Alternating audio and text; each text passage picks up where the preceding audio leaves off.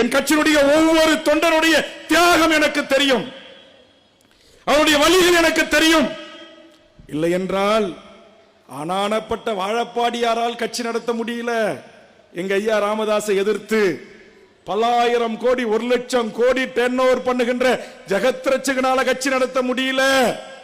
எம்பியாக இருந்த பூத்தா இளங்கோவன், வன்னியர் சங்க தலைவராக இருந்த பூத்தா அருள்மொழி, பாட்டாளி மக்கள் கட்சிக்கு தலைவராக இருந்த பேராசிரியர் தீரன், எம்ஜிஆருக்கும் அடுத்த இடத்தில் இருந்த என் பங்காளி பண்டுட்டி ராமச்சந்திரனுடைய மக்கள் நல உரிமை கழகம் என்கிற கட்சியில் தொடங்கி சி என் ராமூர்த்தி, வன்னிய அடிகளார், கே நடராஜன் என்று பல அரசியல் கட்சி இந்த மண்ணில் உருவாகியது.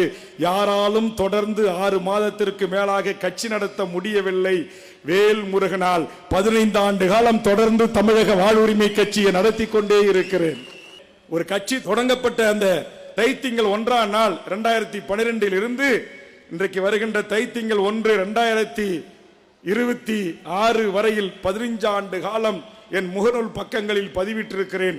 ஒவ்வொரு மாதமும் இணைப்பு விழாக்கள், ஒவ்வொரு ஊரிலும், ஒவ்வொரு தொகுதியிலும், ஒவ்வொரு மாவட்டத்திலிருந்தும் ஆயிரக்கணக்கான என் தமிழ் உறவுகள் என் தலைமை ஏற்று தமிழக வாழ்வுரிமை கட்சியில் இணைகிறார்கள் என்று சொன்னால் நான் நேசித்த தலைவன் அப்படி.